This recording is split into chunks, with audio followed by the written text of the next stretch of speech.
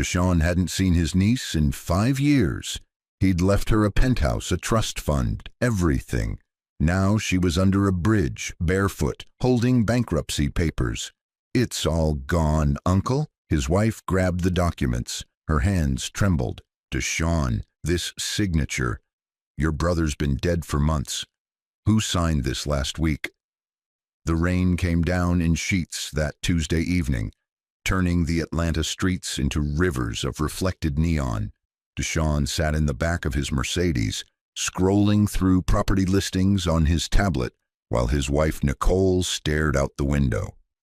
They'd just left a charity gala downtown, both dressed in evening wear that cost more than most people made in a month. Deshawn was tired, the kind of bone-deep exhaustion that comes from building an empire over 20 years, from turning nothing into something worth hundreds of millions. He was ready to go home, pour himself a drink, and forget about the world for a few hours. But then Nicole grabbed his arm, her perfectly manicured nails digging into his sleeve. "Deshawn," she whispered, her voice carrying a tremor he'd never heard before. "Stop the car." He looked up, annoyed at first, ready to ask why. Then he saw what she was staring at. Under the overpass, illuminated by the harsh, fluorescent lights of a nearby convenience store, was a group of homeless people huddled together for warmth. Cardboard boxes, torn blankets, the kind of scene you see in every major city, the kind most people train themselves to look past. But Nicole wasn't looking past it. She was staring at one figure in particular, a young woman, skeletal, thin, curled up against the concrete pillar with her arms wrapped around her knees. Even from the car, even through the rain-streaked window, Deshawn could see she was barefoot. Her clothes were little more than rags, and something about the way she held herself, the curve of her shoulders, the angle of her face, made his heart stop. "Pull over," he told the driver, his voice sharp. The Mercedes came to a stop at the curb, and Deshawn was out before Nicole could say another word. The rain soaked through his tuxedo immediately, cold water running down his neck, but he didn't notice. He was walking toward the bridge, toward that figure, his mind refusing to accept what his eyes were telling him. It couldn't be. It wasn't possible. But as he got closer, as the woman looked up at the sound of his footsteps, he saw her face. Those eyes. His brother's eyes. "Brianna." The name came out strangled, barely audible over the rain. The young woman stared at him, and for a moment there was no recognition, just the blank gaze of someone who'd learned to expect nothing from the world. Then something flickered in her expression. Her lips moved, forming his name without sound at first. "Uncle Deshawn?" Her voice was hoarse, damaged, like she hadn't used it properly in months. Deshawn felt his knees go weak. This was his niece, his brother's daughter, the girl he'd left a penthouse and a trust fund worth $8 million, the girl who should have been living in luxury, finishing college, building a life. Instead, she was here, under a bridge, in rags, barefoot in December rain. Nicole appeared beside him, having braved the rain herself, and when she saw Brianna's face, she gasped. The sound was sharp, almost a cry. "Oh my God, Brianna, baby, what happened to you?" Deshawn knelt down in the puddles, not caring about his expensive shoes or his custom-tailored pants. He reached for Brianna, and she flinched, actually flinched away from him like a beaten animal. The gesture broke something inside his chest. "Where's the penthouse?" he asked, his voice cracking. "Where's the trust fund? Everything I left you? Baby girl, where is everything?"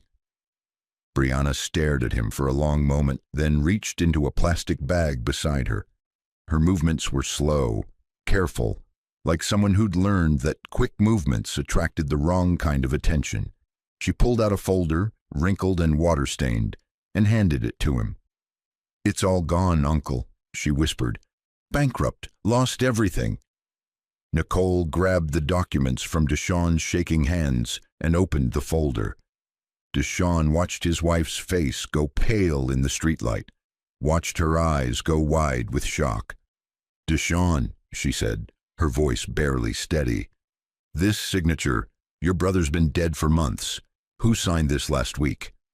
Deshawn snatched the papers from her, his eyes scanning the bankruptcy filing, the foreclosure notices, the debt consolidation forms. Everything was there.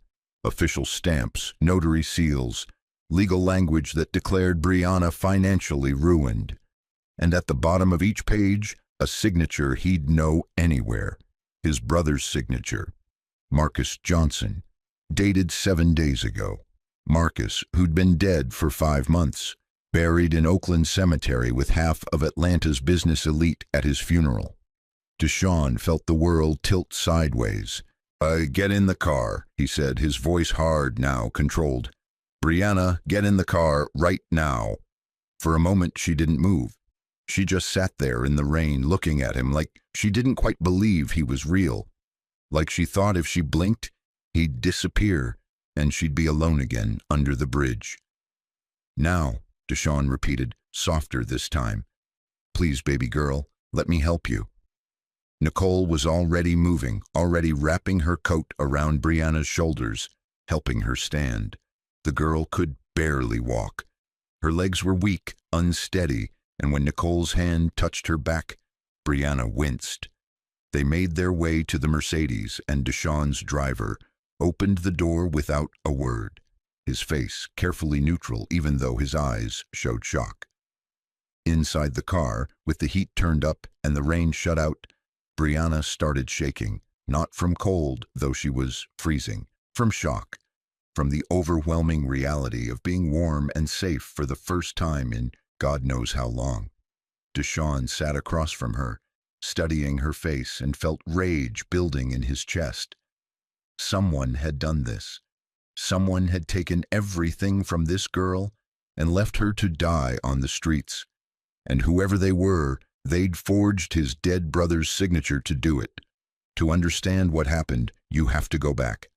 Back 5 years to when Marcus was still alive and Deshawn was on top of the world. The Johnson brothers had built their empire together, starting with a single duplex in College Park and growing it into a portfolio of commercial properties worth over $200 million. Marcus handled the paperwork, the legal filings, the financial structures. Deshawn handled the deals, the acquisitions, the face-to-face negotiations that turned vacant lots into shopping centers. They were a perfect team. Brothers in blood and business, inseparable since childhood. Marcus had married young, had a daughter named Brianna, and when his wife died of breast cancer, he'd raised that little girl alone. Deshawn remembered Brianna as a child, bright, curious, always asking questions about everything. She'd follow them around construction sites in her little pink hard hat, taking notes in a journal like she was documenting the whole process. Marcus adored her, lived for her. Every deal he made, every property he acquired, it was all to build something for his daughter to inherit. When Brianna turned 16, Marcus started getting sick. At first, it was just fatigue, then weight loss. Then the diagnosis, pancreatic cancer, stage 4, inoperable. The doctors gave him 6 months. He lasted 8, fighting the whole way, determined to see Brianna graduate high school. Deshawn spent every day at his brother's bedside, watching the strongest man he'd ever known waste away to nothing. 3 weeks before Marcus died, he called Deshawn into his hospital room alone. The monitors beeped steadily in the background, marking time that was running out. Marcus could barely speak above a whisper, but his grip on Deshawn's hand was surprisingly strong. "Promise me," Marcus had said, his eyes burning with intensity. "Promise me you'll take care of her. Promise me Brianna will never want for anything." Deshawn had made that promise through tears, swearing on everything he held sacred that his niece would be protected, provided for, given every opportunity Marcus had wanted for her. The next day, Deshawn called his lawyer, Jerome Patterson, a man who'd handled the Johnson family's legal affairs for 15 years.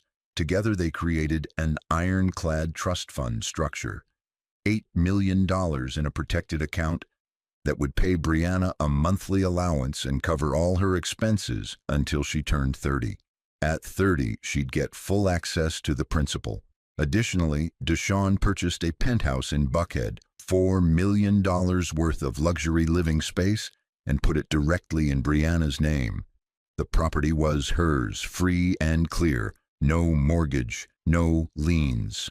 Between the trust fund and the property, Brianna was set for life. She could go to any college she wanted, travel the world, start a business. Whatever she dreamed of, the resources were there. Marcus died 2 days after the trust was finalized, peacefully, in his sleep, with Brianna holding his hand. She was 18 years old, legally an adult, suddenly alone in the world. At the funeral, Deshawn and Nicole had pulled Brianna aside and made an offer. "Come live with us," Nicole had said, her voice gentle but firm. "We have plenty of space. You shouldn't be alone right now." But Brianna had refused. Politely, gratefully, but firmly. She wanted her independence, wanted to honor her father's memory by standing on her own 2 feet. She had the penthouse, the trust fund, everything she needed. She'd be fine. Deshawn had understood. At 18, he'd wanted independence too, so he'd let her go, made her promise to call if she needed anything, and watched her walk away to start her new life. 6 months later, Deshawn got the opportunity of a lifetime, a massive development deal in Dubai, a 3-year contract to build a mixed-use complex worth $500 million. It was the kind of project that could double his net worth, cement his legacy as one of the great developers of his generation. Nicole wanted him to take it. Jerome said the legal structure was solid, and Brianna, when he'd called to tell her, had encouraged him. "Go, Uncle Deshawn," she'd said, her voice bright over the phone. "Dad would want you to take this. I'll be fine. I promise." So he'd gone, moved to Dubai with Nicole, threw himself into the project, and maintained contact with Brianna through video calls and texts. The first year was good. Brianna seemed happy, showed him around the penthouse on FaceTime, talked about her classes at Georgia State, where she was studying business. She looked healthy, sounded stable. Deshawn felt proud of her. The second year, things started to change. Brianna's calls became less frequent. When they did talk, she seemed distracted, quieter than usual. Deshawn chalked it up to her getting busier with school, making new friends, building her own life. Young people didn't need to check in with their uncles every week. It was natural for her to become more independent. The third year, the calls stopped almost entirely. Brianna's responses to his texts became 1 or 2 words. "Fine, busy, talk soon." Deshawn felt a twinge of concern, but Nicole reminded him that this was what growing up looked like. Kids pulled away. It didn't mean something was wrong. By the 4th year, Deshawn was deep in the final stages of the Dubai project, working 18-hour days, managing hundreds of workers and contractors. When Brianna stopped responding to his messages entirely, he told himself he'd deal with it when he got home. She was 22 now, an adult, probably just living her life. Maybe she was dating someone. Maybe she was traveling. Maybe she just needed space. He'd find out when he returned to Atlanta. The Dubai project finished 2 months ago. Deshawn and Nicole returned home triumphant. The project completed ahead of schedule and under budget. One of the first things Deshawn did was try to call Brianna. The number was disconnected. He drove to the Buckhead penthouse, excited to surprise her, maybe take her to dinner and catch up properly. But when he arrived, a young couple answered the door. They'd bought the place a year ago, they said. Paid market value. Had no idea who Brianna was. Deshawn had felt confused, but not alarmed. Maybe she'd sold it. Maybe she wanted something different. The real estate market was hot. She could have made a profit and bought something else. He'd asked Jerome to track her down, find out where she'd moved. But Jerome had retired 6 months earlier, moved to Florida, and the new lawyer handling the Johnson accounts didn't have any recent information on Brianna. The trust fund, they said, had been dissolved. Legally, properly. They showed Deshawn the paperwork. Everything appeared in order. Deshawn had spent the last 2 months casually looking for his niece, assuming she'd turn up eventually. Maybe she'd changed her number. Maybe she was traveling abroad. Maybe she'd gotten married and changed her name. Young people did unpredictable things. He wasn't worried. Annoyed, maybe, that she hadn't kept in touch. But not worried. Until tonight. Until he saw her under that bridge, broken and barefoot, holding bankruptcy papers signed by a dead man. Now, sitting in his mansion's master bathroom while Nicole helped Brianna shower, Deshawn stared at those documents like they held the secrets of the universe. Every page had been notarized. Every signature looked legitimate. The bankruptcy filing showed massive debts, credit cards, personal loans, business ventures that had failed. The foreclosure notice on the Penthouse cited unpaid property taxes and HOA fees. It all looked legal, official, real, except for one impossible detail. Marcus's signature dated last week. Marcus, who'd been in the ground for 5 months. When Brianna finally emerged from the bathroom, wrapped in one of Nicole's robes, she looked slightly more human. The layers of street grime were gone, revealing just how thin she'd become. Deshawn could count her ribs through the robe. Nicole had found old scars while helping her wash, cigarette burns on her back, long-healed but unmistakable. Someone had hurt this girl, badly. They sat her down in the kitchen, fed her soup slowly so she wouldn't get sick, and waited. Deshawn had learned patience over the years. Pushing wouldn't help. Brianna needed to feel safe first, needed to trust that this wasn't a dream she'd wake up from back under that bridge. It took until morning. Deshawn and Nicole had put Brianna in one of the guest rooms, tucked her into bed like a child, and left her to sleep. At dawn, Deshawn was sitting in his home office, still staring at the bankruptcy papers, when he heard movement. Brianna appeared in the doorway, wearing clothes Nicole had laid out for her. She looked small, fragile, nothing like the bright-eyed girl who'd followed him around construction sites. "Can I tell you what happened?" she asked, her voice barely above a whisper. Deshawn nodded, not trusting himself to speak, and Brianna began. "It started 2 years ago," she said. About 6 months after Deshawn had left for Dubai. Brianna had been doing well. Classes were good. The penthouse was beautiful. The monthly allowance from the trust fund was more than enough. She was happy, healing from her father's death, building a future. Then a woman showed up at her door. Her name was Sharon, she said. She was tall, elegant, well-dressed. She had a story ready, delivered with tears that seemed genuine. Sharon claimed to be Marcus's girlfriend, his secret girlfriend, the woman he'd loved for years but couldn't marry because of Brianna. She said Marcus had promised to take care of her after he died, promised her a share of everything. She had proof, photos of herself with Marcus, letters in his handwriting, bank statements showing transfers Marcus had made to her account. Brianna, still grieving, still wanting to believe the best about her father, had listened. Sharon played it perfectly. She didn't demand anything at first, just shared stories about Marcus, cried about losing him, bonded with Brianna over their mutual grief. She became a friend, a confidant, someone who understood what it was like to lose Marcus Johnson. Over weeks, Sharon slowly introduced the idea that Marcus had made promises, legal promises, that he'd wanted Sharon to be provided for, just like Brianna, that it wasn't fair for Brianna to have everything when Marcus had loved them both. Brianna, young and trusting and desperate to honor her father's wishes, had believed it.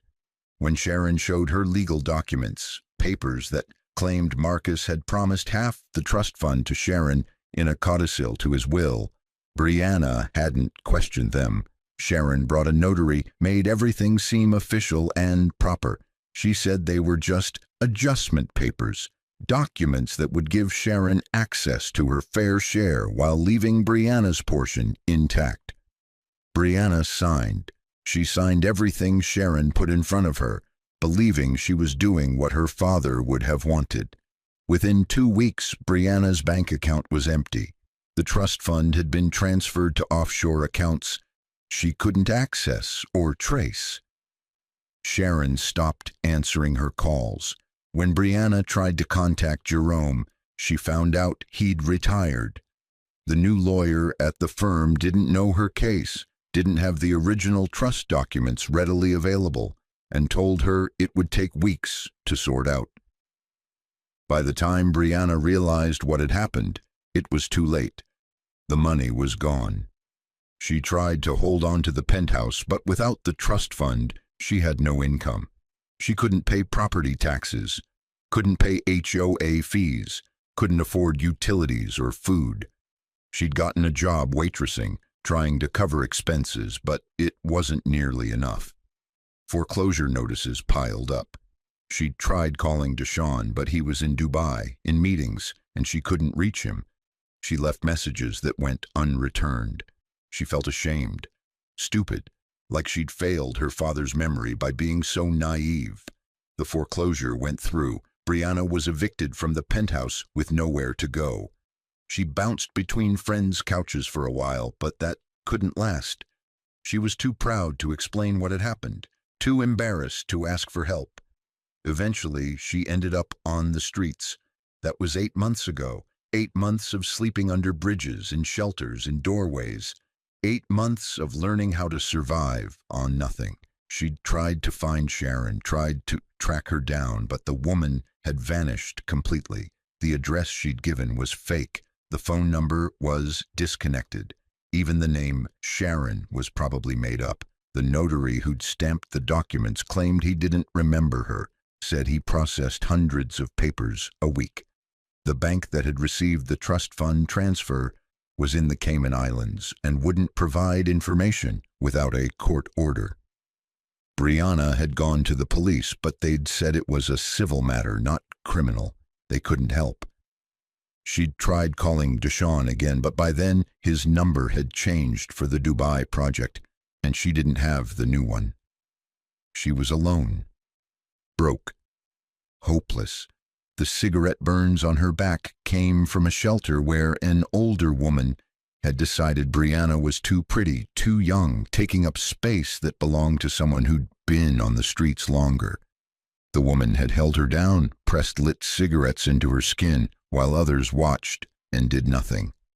After that, Brianna had stopped going to shelters. The streets were dangerous, but at least outdoors she could run. Deshaun listened to all of this without interrupting, his hands clenched so tight his knuckles had gone white. When Brianna finished, when her voice finally gave out and she sat there crying silently, he stood up. "I'm going to fix this," he said, his voice hard as steel. "I'm going to find whoever did this, and I'm going to make them pay." Nicole put a hand on his arm, her eyes showing the same rage he felt. "We'll fix this together," she said. "Brianna's not alone anymore."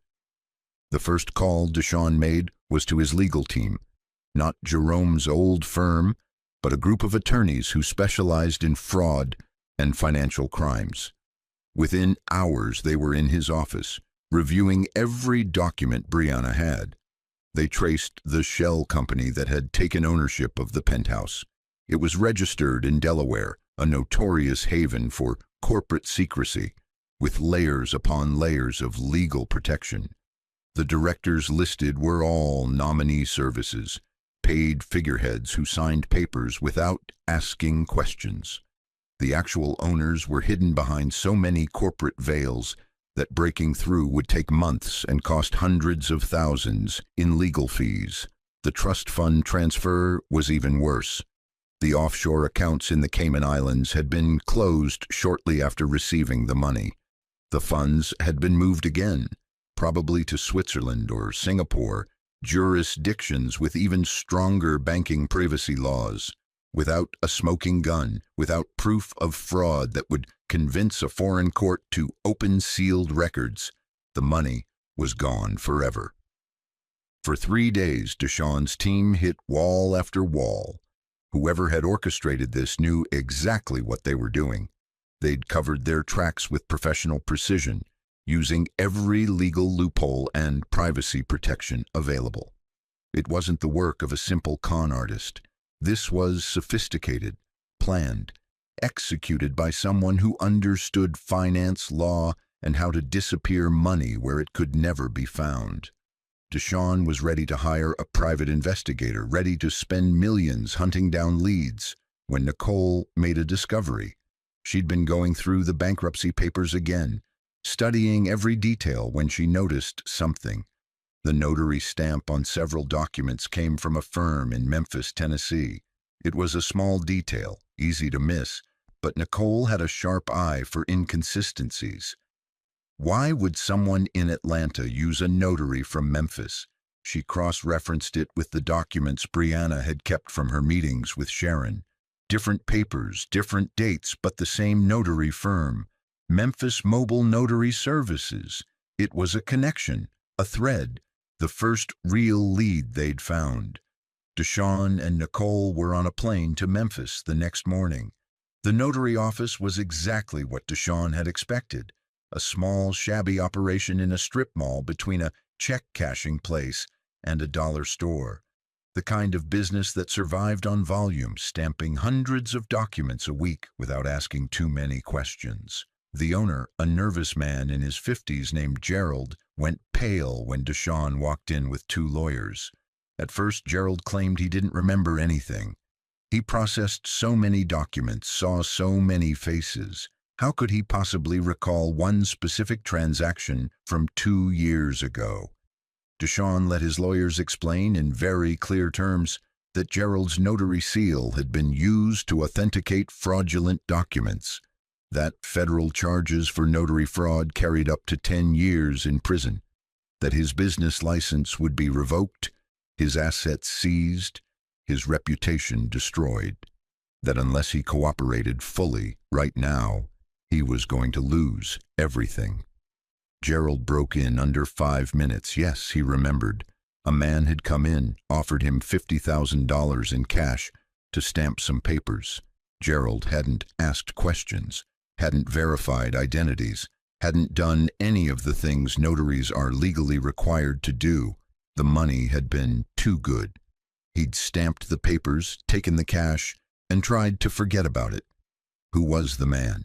Gerald didn't have a name, but he had a description: tall, black, about 40, with a scar over his left eyebrow, well-dressed, professional, spoke like an educated man, not a street criminal, and he had a phone number. Gerald had kept it just in case. Just in case what, he wouldn't say, but Deshawn suspected the notary had been hoping to blackmail someone eventually. Gerald handed over a business card, worn and bent from being carried in a wallet for 2 years. No name on the card, just a phone number with a Memphis area code. Deshawn called the number right there in the parking lot. It rang 4 times before someone picked up. Yeah? The voice was male, cautious, guarded. I'm looking for the person who hired a Memphis notary 2 years ago, Deshawn said, keeping his voice neutral. I have a business proposition. There was a long pause. Deshawn could hear background noise, a television maybe, or traffic. Who is this? The voice asked. Someone willing to pay for information, Deshawn replied. $100,000 for a name, cash, no questions asked. Another pause. Then, the arcade, downtown Memphis, 1 hour. The line went dead. Deshawn looked at Nicole, who'd been listening on speaker. This could be a trap, she said. Could be, Deshawn agreed, but it's the best lead we've got. They met in the arcade restaurant, a downtown Memphis landmark that had been serving food since the 1920s. The man who showed up was exactly as Gerald had described. Tall, black, scar over his left eyebrow. He sat down across from Deshawn without shaking hands, his eyes constantly scanning the room. You got the money? He asked. Deshawn slid a manila envelope across the table. The man opened it just enough to see the stacks of hundreds inside, then closed it quickly. "What do you want to know?" "Who hired you to set up the notary fraud?" Deshawn said. "I want a name." The man, he'd introduced himself only as Raymond, studied Deshawn for a long moment. "You're the uncle," he said finally. "The girl's uncle. The one who built all those buildings." Deshawn didn't confirm or deny, just waited. Raymond shrugged. "I didn't know what it was about. Just got hired to be a middleman. Set up the notary, deliver some papers, make some calls. Easy money." "The name," Deshawn repeated. "Woman named Sharon," Raymond said.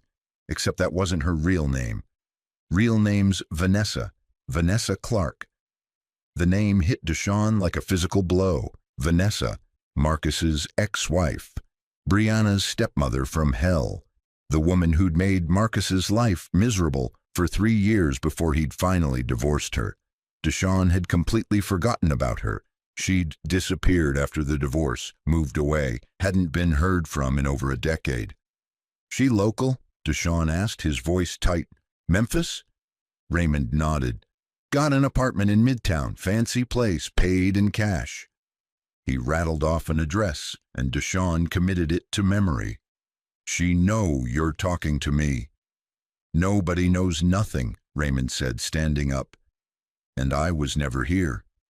He took the envelope and walked out of the restaurant without looking back. Deshawn sat there for a moment, processing. Vanessa. It all made sense now. She'd known about the trust fund because she'd been married to Marcus when he was building his wealth. She'd known about Brianna's vulnerabilities because she'd lived with the girl for 3 years. She'd known exactly how to manipulate a grieving young woman because she'd studied Marcus's daughter, learned her psychology, planned this revenge for over a decade.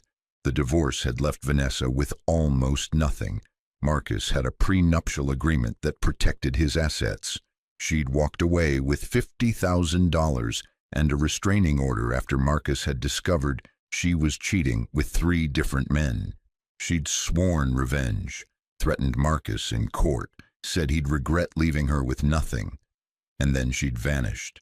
Marcus had assumed she'd moved on. Deshawn had forgotten she existed, but Vanessa hadn't forgotten. She'd waited, watched, learned that Marcus had died and left everything to Brianna, saw her opportunity for revenge and profit combined, and she'd executed her plan perfectly. Deshawn found Vanessa's apartment building within the hour. It was nice, a renovated historic building in Midtown Memphis, the kind of place that charged $4,000 a month for a 2-bedroom, the kind of place you could afford if you'd stolen $8 million from a grieving girl. He buzzed her apartment. No answer. Buzzed again. On the 3rd try, a woman's voice came through the intercom. "Who is it?" "Deshawn Johnson," he said clearly. "We need to talk." There was a long silence. Then the door buzzed open. Vanessa's apartment was on the 4th floor. Deshawn took the stairs, Nicole beside him, both of them tense and ready for anything. The apartment door was already open when they arrived. Vanessa stood in the doorway, and Deshawn barely recognized her. She'd aged, of course. It had been over 10 years. But more than that, she looked different, harder, colder. Her eyes had a calculating quality that made Deshawn's skin crawl. "Deshawn," she said, her voice smooth as silk. "After all these years. Come in." The apartment was beautifully furnished. Expensive art on the walls, designer furniture, floor-to-ceiling windows with a view of downtown Memphis. The kind of luxury that $8 million could buy. Deshawn walked in slowly, taking it all in. Nicole stayed close to the door, her phone in her hand, ready to call for help if needed. "You know why I'm here," Deshawn said. Vanessa smiled. Actually, smiled like they were old friends catching up. "I imagine it has something to do with little Brianna," she said. "How is she, by the way? Still living that penthouse life?" Deshawn felt his hands curl into fists. She was living under a bridge, he said, his voice deadly quiet, starving, barefoot, covered in scars. Vanessa's smile didn't waver.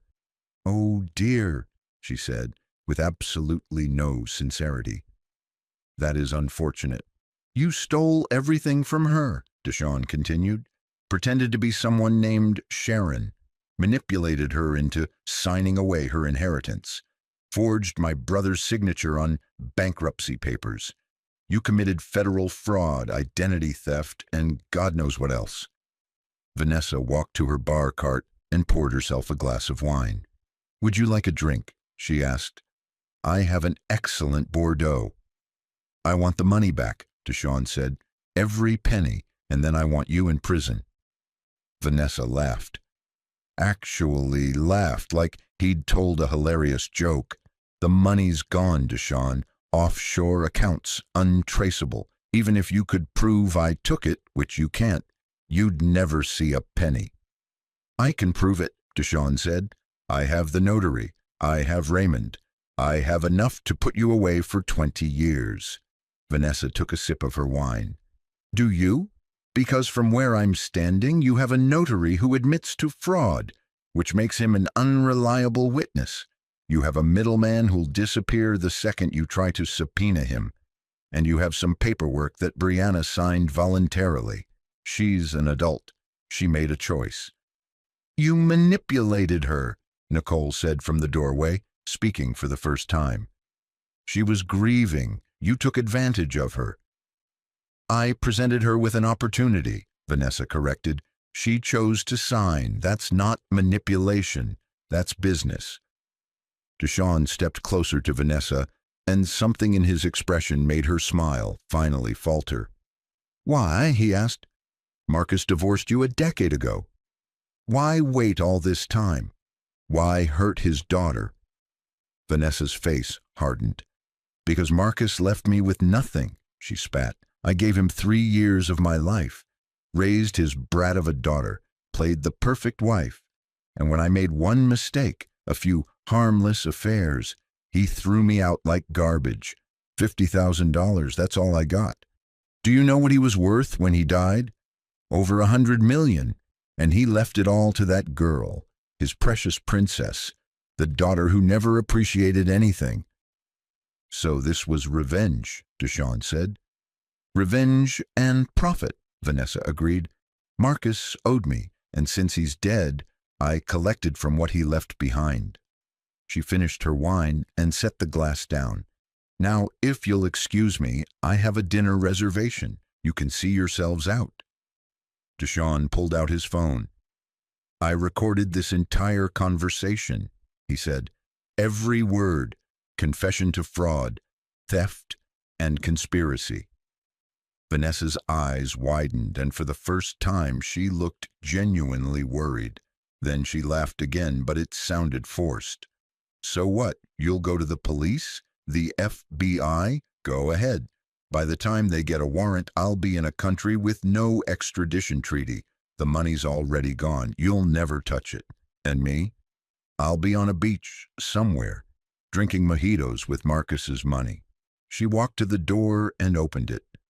"Get out of my home," she said, "and tell Brianna I said hello."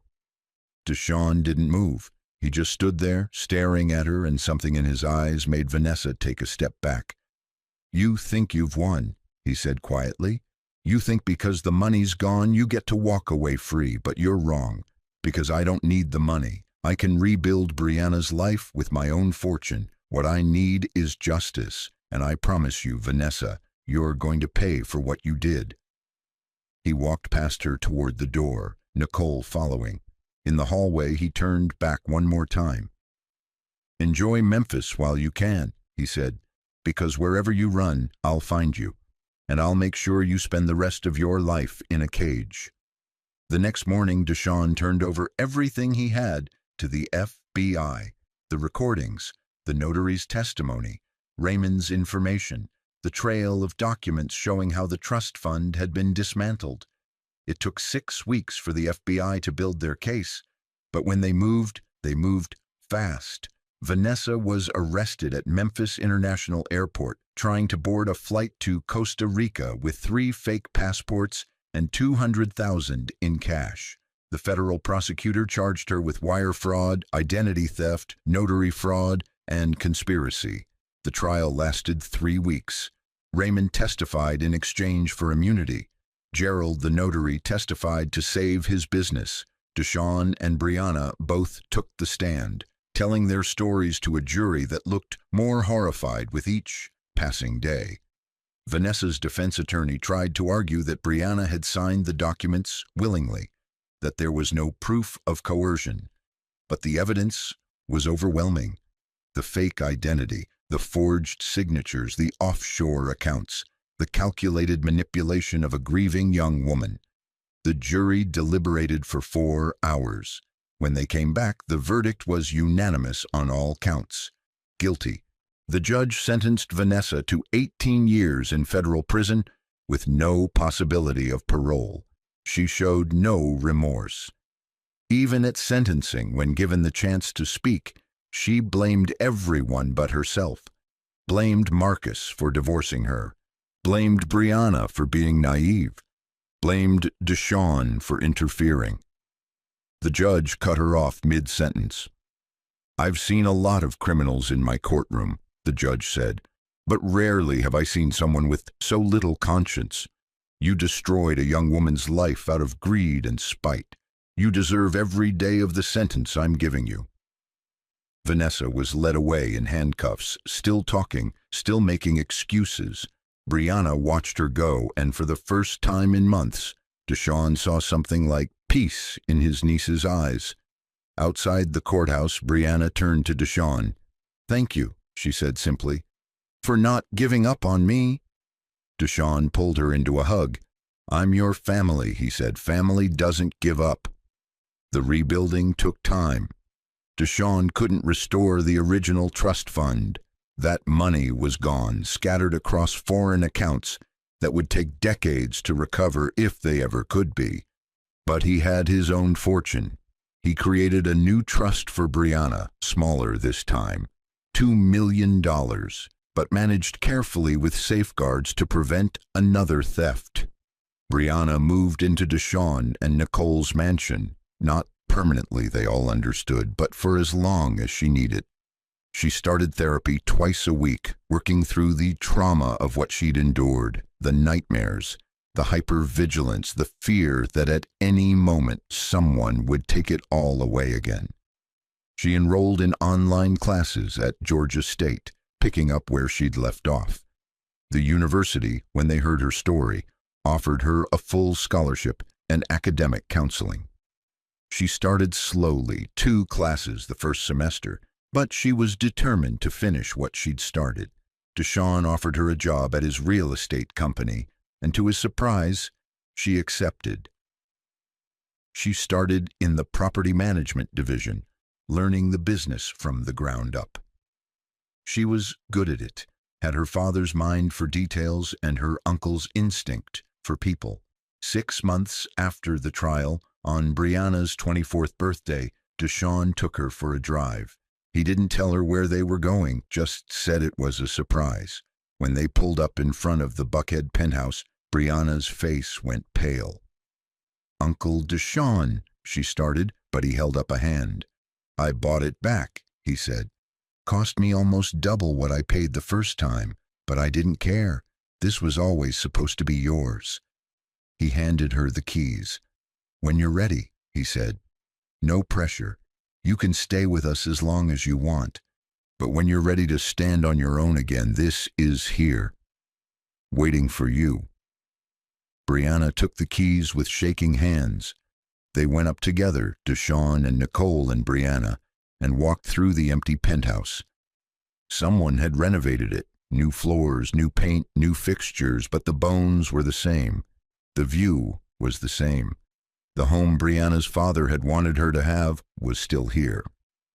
"I'm not ready yet," Brianna said, her voice small. "I know," Deshawn replied, "but you will be." It took another 6 months. 6 months of therapy, of slowly rebuilding trust in herself and the world, of learning to sleep through the night without nightmares, of understanding that what happened to her wasn't her fault.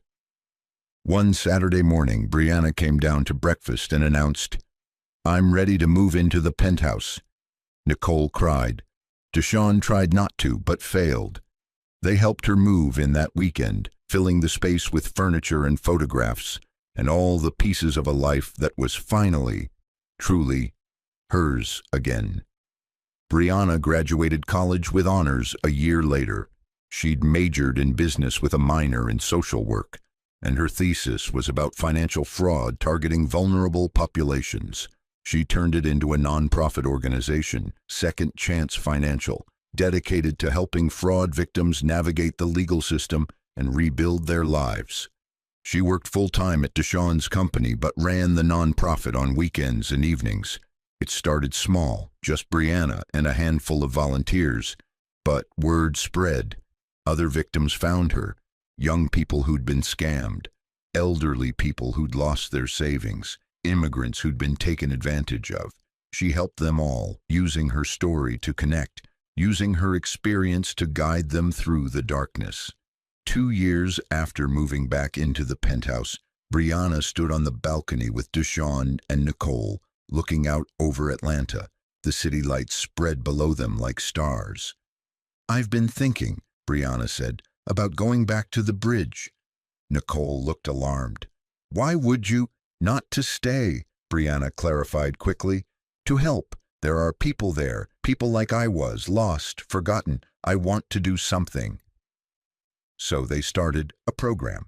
Once a month, Brianna's nonprofit would visit homeless encampments around Atlanta. They brought food, blankets, clothes, but more importantly, they brought information, resources, legal help for those who'd been victimized, medical care for those who needed it, hope for those who'd forgotten what it looked like. Brianna never told her story unless someone asked. She didn't need to perform her trauma. But when people saw the scars on her arms, the ones she no longer tried to hide, they understood. She'd been where they were. And if she could make it out, maybe they could too. 3 years after Deshawn found her under that bridge, Brianna returned to that exact spot. It was a Thursday evening, cool but not cold, the downtown traffic humming in the background.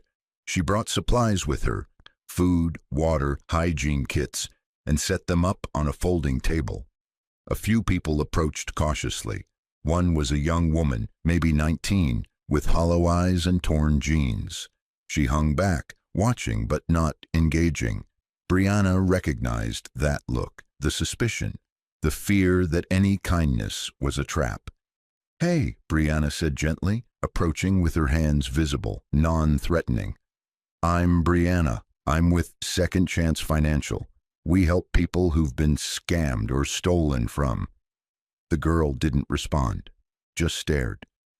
"I used to sleep here," Brianna continued, gesturing to the bridge. "Right over there, actually, against that pillar, for 8 months. That got a reaction. The girl's eyes widened slightly. "You?" "Me," Brianna confirmed. "Lost everything to someone I trusted. Ended up on the streets. No family, no money, no hope." She pulled a business card from her pocket.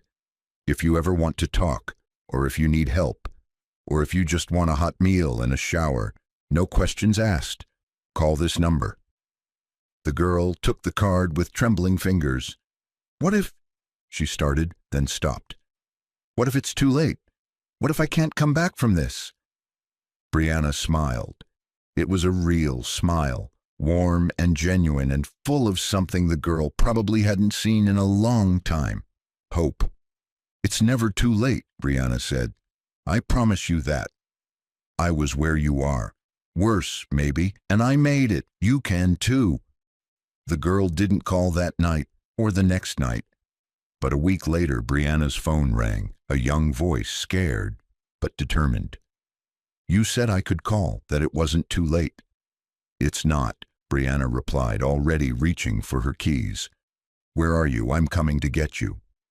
As she drove across the city to pick up a stranger who reminded her so much of herself, Brianna thought about her father, about the empire he'd built, about the daughter he'd raised to be strong, even when strength felt impossible, about the uncle who'd never stopped looking for her, even when she'd been invisible to everyone else. The money Vanessa had stolen was gone forever. Brianna had accepted that. But what she'd gained, the empathy, the purpose, the absolute certainty that she could survive anything, was worth more than any trust fund. She pulled up to the address the girl had given her, a bus stop on the edge of downtown. The girl was there, clutching a garbage bag with what Brianna assumed were her only possessions. Brianna unlocked the passenger door. "Get in," she said. "You're safe now." And as they drove away from that bus stop, away from the streets that had tried to break them both, Brianna made a silent promise to her father, to her uncle, to herself. She would never forget where she'd been, would never forget what it felt like to have nothing and no one. And she would spend the rest of her life making sure that other people, people like the scared girl sitting beside her, knew they weren't alone, that there was a way out, that someone cared. The bridge that had almost destroyed her had become her purpose. The betrayal that had left her broken had taught her how to help others heal. And the uncle who'd refused to give up on her had shown her what real family meant. Not blood, not obligation, but love. Unconditional, unwavering forever. Deshawn had saved her life that rainy Tuesday night. But in the years since, Brianna had learned something important. He hadn't just saved her, he'd given her a reason to save herself. And now she was passing that gift forward to everyone she met who needed it. Brianna's story isn't just about money lost and found. It's about trust betrayed and rebuilt, about falling into darkness and choosing to climb back into the light. Vanessa took everything from her, except her spirit. And in the end, that's what saved her. If this story touched you, hit that like button right now. Subscribe to this channel because we bring you real stories about real people facing impossible odds. Share this video with someone who needs to hear it, someone who's struggling, someone who thinks they can't come back from rock bottom. Drop a comment below telling me what you would have done in Deshawn's position. Would you have chosen revenge or rebuilding? Remember, sometimes the people who hurt us the most are the ones closest to us, but sometimes the people who save us are the ones who never gave up looking. Stay strong, stay wise, and I'll see you in the next story.